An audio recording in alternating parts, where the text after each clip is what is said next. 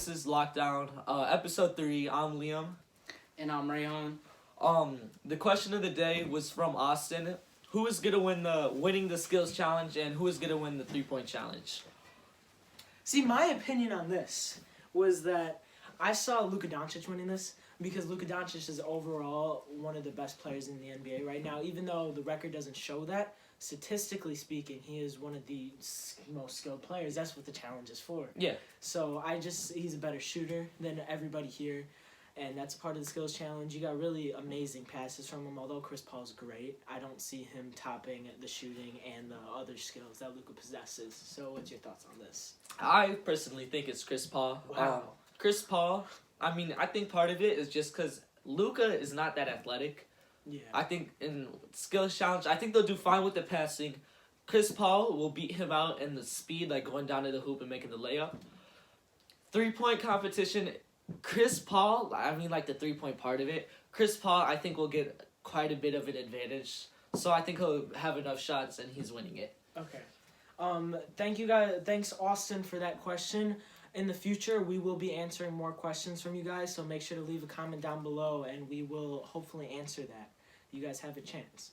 So now let's get on to the news and stuff. So we got basketball right now. Yeah. So there have been some Kyle Lowry trade rumors, and this has been overseen a bit with the Drummond rumors, both going. All right, personally, I think the Clippers are the best destination for him. Interesting. They need a point guard. Pat Bev is a good point guard, but he's not like what the Clippers need right now. Yeah. He's good at defense. It's just they don't have that true passing point guard, like playmaking point guard. All right. Where do you think he's gonna get traded to? Okay, so I do see Kyle Lowry going to the Cavs, and this is only because I don't think it's a good fit. Yeah. But I only see him going here because of Drummond. So Drummond is very talented as a big man, and that's really what the Raptors need at this point in their attempt to make to the playoffs, because the Raptors have not been able to do that with Aaron Baines, and Chris Boucher has been great, but he's not the guy to stop those big people. So, especially at the center position. So then you have a guy like Drummond who would fill that role. You already have Fred VanVleet to play that one, but then you hand a veteran guard to help teach Colin Sexton and Darius Garland, and you send him to Cavs. And probably bring a pick there or something. Yeah. Although Kyle Lowry's talented, this is kind of a rebuild for the Cavs. Yeah, the Cavs are looking to rebuild. They're not contending anytime soon. Yeah, so sorry Cavs fans, but unless you're pulling a Chris Paul to OKC, you're not making it far right now. So you just want to stack up on the assets and getting Drummond away. That would probably be ideal. And then Hawks actually fired their coach Lloyd Pierce. So personally, you want to talk about that? I think it was a good move. As Rayhan said last episode, they were one of the most disappointing teams in the NBA. I don't know if the middle of the season is the best time to fire a head coach due to it's hard. You got the pandemic going on. It's hard to build up that chemistry again. And it's the Eastern Conference. Anything can happen. All you need to win is like 5 games, and then you could be in the 4th seed. Yeah, you could be the 4th seed. What do you think about this? I feel like this is a good move. See, because in disappointing teams, the problem is not like the Bulls team last year with Jim Boylan. Obviously, Lloyd Pierce is not as bad as Jim Boylan. No coach is worse than Jim Boylan. But if you have a good, solid roster, and obviously it's part of the players. Like we talked about last episode, there was different disappointing players. But you got to put some of that on the coach. And we didn't really mention that. But the coach also does have a problem with involving John Collins as much as he should be involved in the offense. And Trey Young is apparently not playing basketball to Steve Nash. But I feel like maybe involving the whole team in the offense a little bit more would really bring this team over the top. Because you have so many good shooters that you just got to involve them, you know? Yes. Yeah. So there's another... Alright, KD's going to miss the All-Star game. Sabonis is to replace him. What do you think about that? I feel like Trey Young did deserve this spot, honestly. Sabonis has been playing amazing, right? I'm not taking anything away from Sabonis. But I feel like they're kind of on the same level right now. And Trey Young has just been so talented. I even had him... Yeah, you had him as an all-star snub. I had him as an all-star snub, and I even had him as an MVP candidate in the beginning of the season. Yeah, you like did. way in the beginning of the season. That was like throwback. Yeah, that's... Yeah, but he was playing really, really good, and he was the reason why that Hawks team was good. So if you see a turnaround in this Hawks record based on the coach, don't be surprised because Trey Young is just amazing. So what are your thoughts on this? I mean, I agree with you. I do think it could be Trey Young. I also think it could be Bam. That's just me being a little bit biased due to I like the Heat. Don't worry, I'm more of a Bulls fan than I'm a Heat fan. Good. But I like Jimmy Butler, Bam, and Tyler Hero. That's good. That's good. That Heat team was very nice. I think they picked Sabonis just for the forward position, but other than that, I mean, in Trey Young, we spoke about that last video where why he didn't make the All-Star game. Yeah, so make sure you check that out. But now, if I could actually get the way to use this laptop right, we're going on to football. Football is like, there's been some big there's been signings some stuff going on. Yeah. All right. First thing, if you're a Bears, Packers, Browns, Steelers fan, this is gonna hurt you. This does. J.J. Watt signed with the Cardinals for a 2-year, $31 million contract. And this is out of the blue. Yeah, I did not see that happening.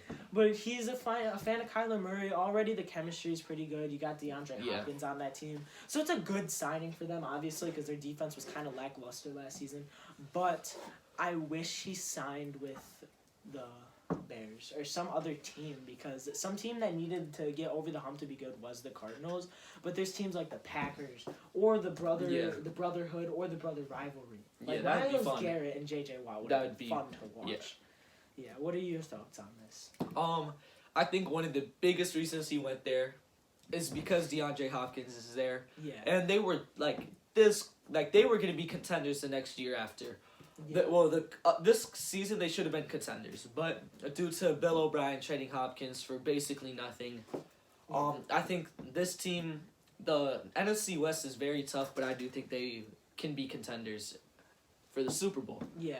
Because I feel like, because there's still those wild card spots, because obviously you got the Rams are going to be ridiculous. Seahawks, if they trade Russell Wilson, then probably won't be enough to get them over that. And then San Francisco obviously will be healthy. Yeah.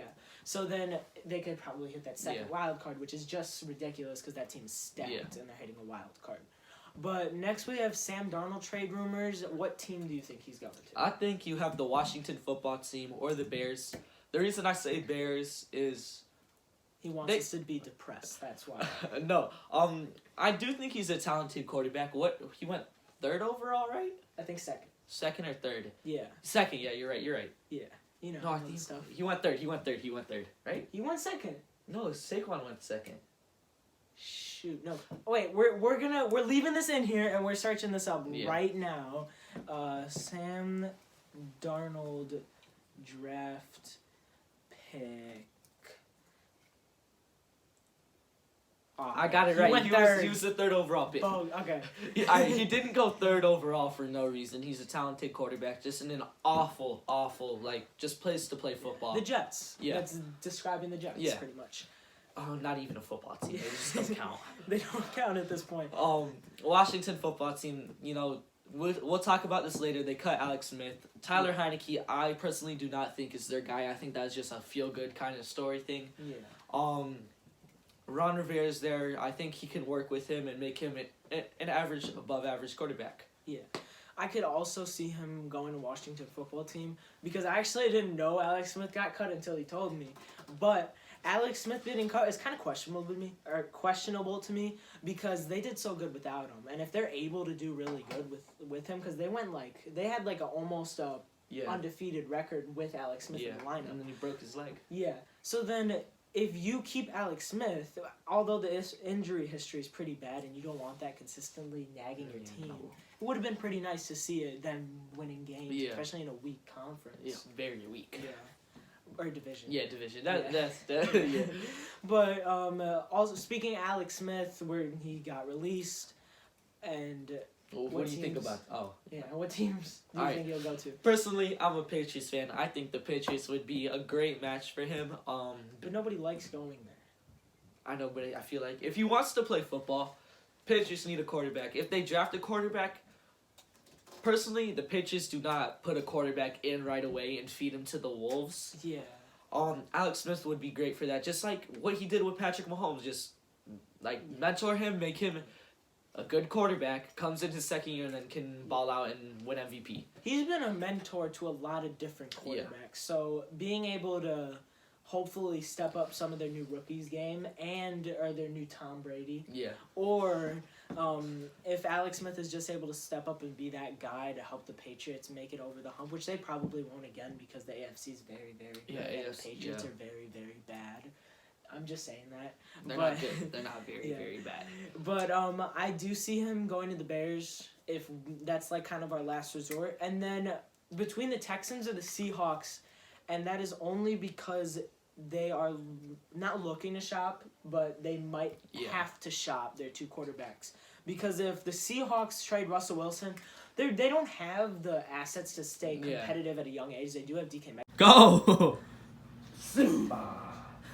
So, Bro, just say it. Say it!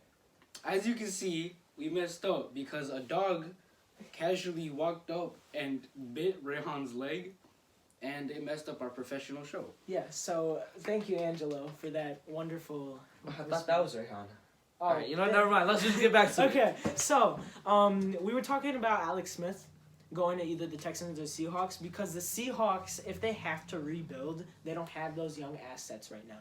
So Metcalf is one of their only guys. So if you're able to get Alex Smith, then you're still competitive in a sense. And because they can't really switch to rebuild right away.